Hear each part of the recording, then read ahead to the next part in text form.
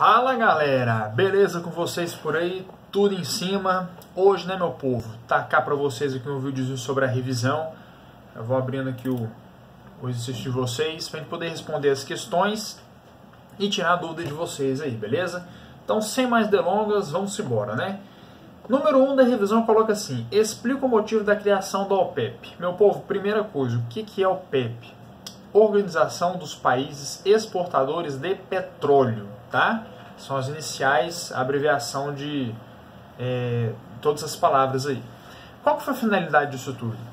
Até a década de 60, 70, meu povo, nós tínhamos aqui no mundo, ainda nós temos essa empresa, mas só que quem comandava o petróleo no mundo todo, o valor do petróleo, a negociação do petróleo, eram a famosa Sete Irmãs. Por que Sete Irmãs? 7 grandes empresas petrolíferas no mundo todo. Como, por exemplo, Texaco, Shell, Chevron, ExxonMobil, melhor dizendo, né? Esso também era uma outra empresa muito forte. Então, essa empresa, elas predominavam no mundo todo e controlava todo o preço e o petróleo a nível mundial, beleza? E aí a OPEP, ela foi criada justamente para tentar quebrar esse monopólio que existia nessas 7 empresas, para ter mais concorrência, né? Então, hoje, quando a gente fala nos dias de hoje, essas empresas existem, como a Shell existe, a Chevron também existe, Esso, ExxonMobil, isso tudo existe. Porém, elas não são hoje as principais mais, né? Porque a OPEP hoje ela que controla a maior parte desse petróleo mundial, principalmente o petróleo que se concentra na região do Oriente Médio, né? Porque a OPEP ela é criada pelos países do Oriente Médio. A Arábia Saudita que é o principal, inclusive, beleza? Ah, professor, mas só os países do Oriente Médio podem fazer parte da OPEP? Não, gente. Outros podem fazer parte também. Mas é exigido um número mínimo de produção de petróleo diariamente lá para fazer parte da OPEP. Eu não sei exatamente esse valor, se não me engano, são 10 milhões de barris por dia. Tem que produzir disso ou mais, porque senão não pode fazer parte da OPEP. Tem algumas burocracias aí, tá?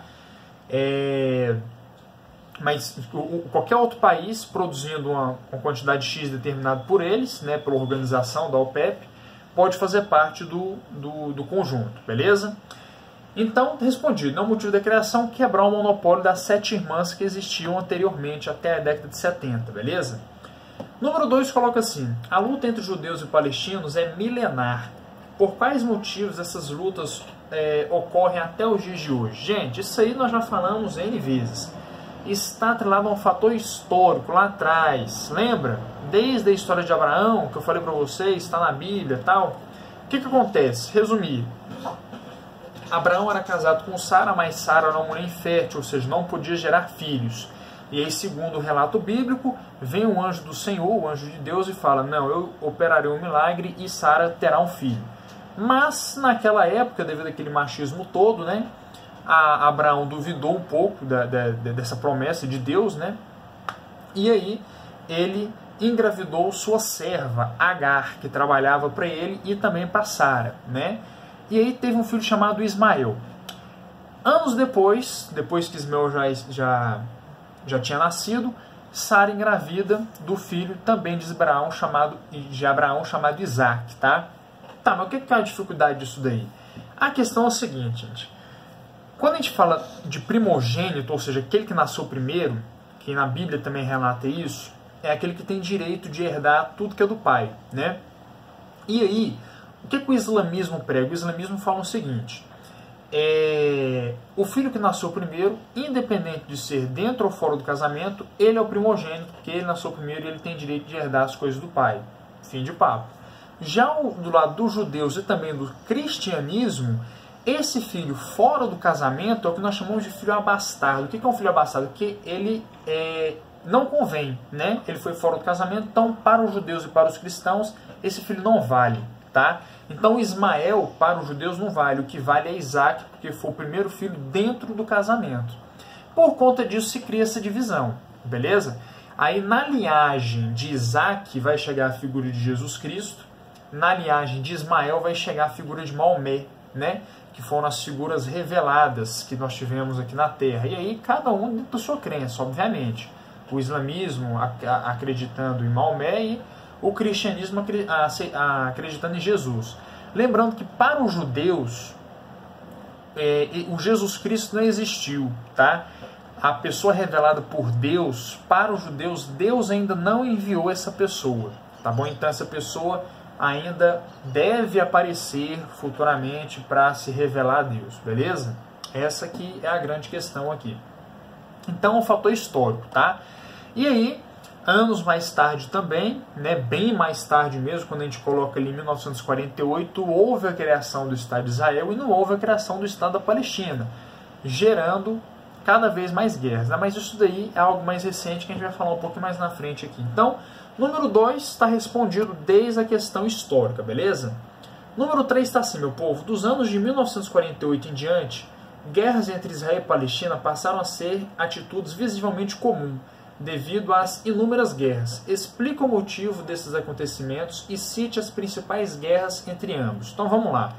O principal motivo, a criação do Estado de Israel pela ONU em 1948. Um ano antes, em 1947, a ONU propôs uma criação do Estado de Israel e do Estado da Palestina em ambos os territórios, né? Era o mesmo território dividido para ambas as nações ali.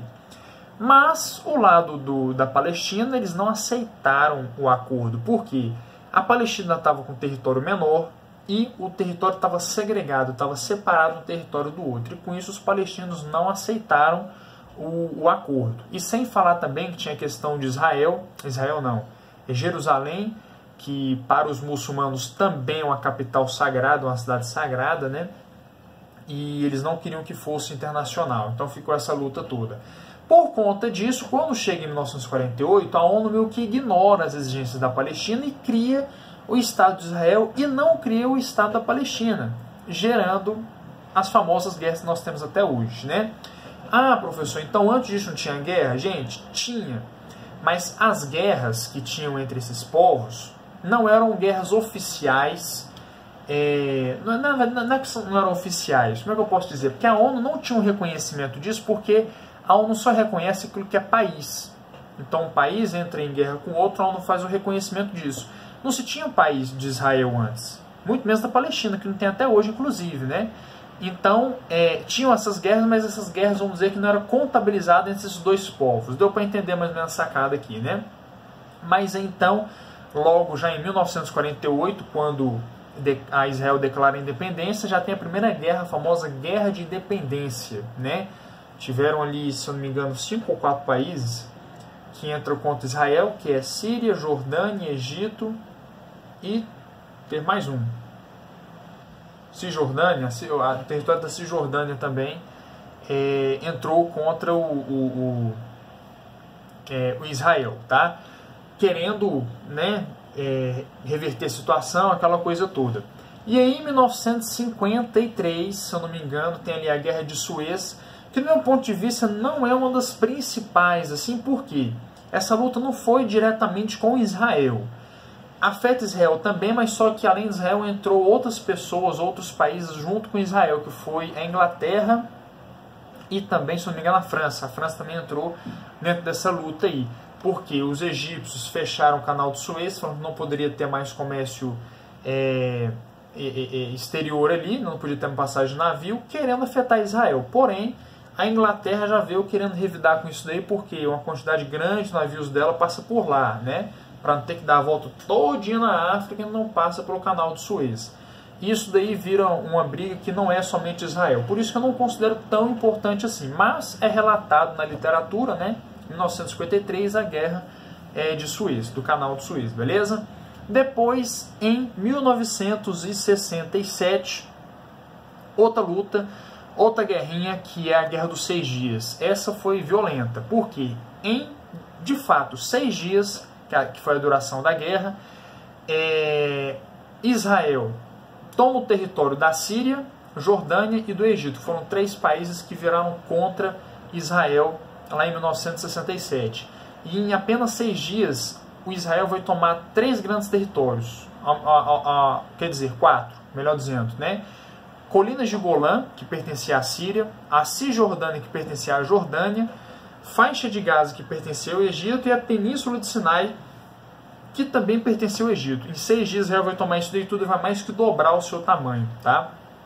E aí, 1973, vai de novo ter outra bombardeio em Israel, uma forma de tentar revidar e tentar retomar o território dessas nações, Egito, Cisjordânia e Colinas de Golã, para Israel poder devolver, né? Que é a chamada guerra de Yom Kippur. O que é Yom Kippur?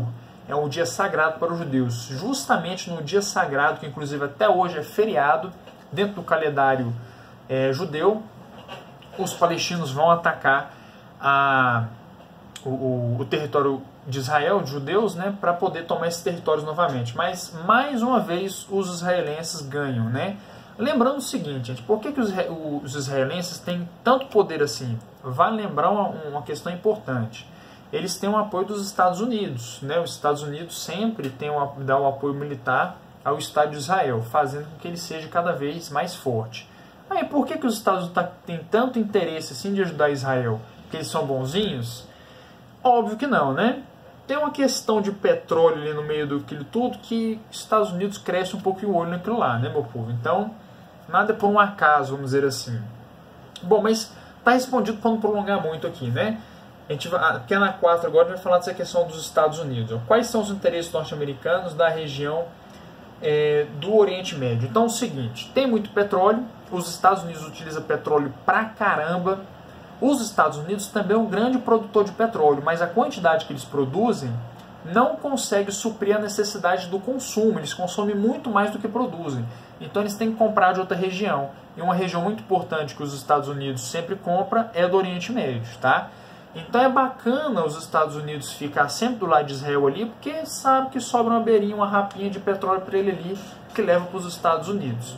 Sem falar também que quando a gente fala de Israel, gente, é um ponto estratégico. Por quê?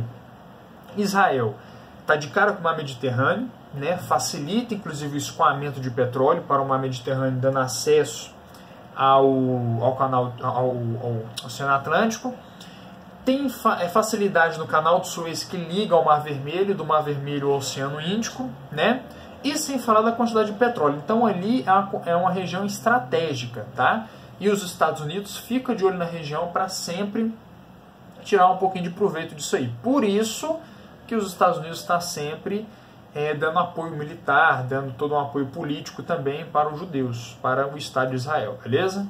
Então, respondido número 4. E para poder fechar de vez aqui o número 5, coloca assim: explique sobre as migrações ocorridas com o povo judeu, explanando sobre a diáspora e o sionismo. Esses são dois tipos de migração importantes que nós temos.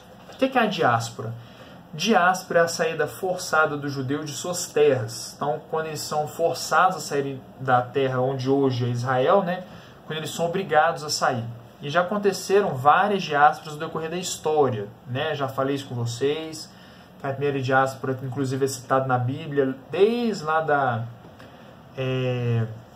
do reino do Império Babilônico, né, com o rei Nabucodonosor, que implementou a primeira diáspora, certo? Entre inúmeras outras que foi ocorrendo ao decorrer da história, talvez a mais famosa foi durante o período da Segunda Guerra Mundial, né, implementada por Adolf Hitler, no momento do Holocausto, tá bom? Talvez pelo contexto histórico e tudo mais, essa seja a mais importante, a mais lembrada, tá bom?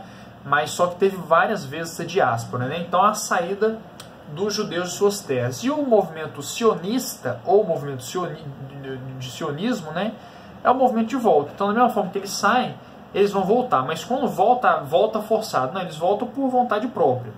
Esse movimento ele foi muito forte no século XIX. Tá? Já acontecia antes, aconteceu depois também, mas no século XIX teve grande parte dos judeus que passaram a retornar para suas terras. Então, estava espalhado pela Europa, estava espalhado pelos Estados Unidos, e depois, no século XIX, em grande parte, eles voltam para suas terras, tá? E nessas voltas que é o problema, né? Porque vocês lembram quando eu falei? Eles sofrem a diáspora, vão embora. Quando eles vão embora, os palestinos ficam na região, né? e aí tomam a região, e quando eles voltam, os judeus voltam, encontram os palestinos, e aí começa aquele pé de guerra. Cheguei aqui primeiro, você foi embora, que não sei o que, achado não é roubado, aquela discussão toda. Beleza? Mas põe na cabeça, diáspora, saída forçada de um determinado povo, tá? Não necessariamente os judeus. Nesse contexto é a saída dos judeus de suas terras, né? Mas só que em outros contextos, não necessariamente somente os judeus, tá? Pode ter outros povos também. E o sionismo é o movimento de retorno, quando eles voltam para suas terras. Beleza, meu povo? Vamos fechando aqui, né? Para não ficar muito extenso o vídeo. E caso tenha alguma dúvida, alguma pergunta, pode fazer pergunta pelo grupo do WhatsApp que eu estarei respondendo vocês. Espero que todos estejam entendidos e nos vemos aí numa próxima oportunidade, meu povo. Fique com Deus todo mundo, bons estudos e boa prova. Até mais!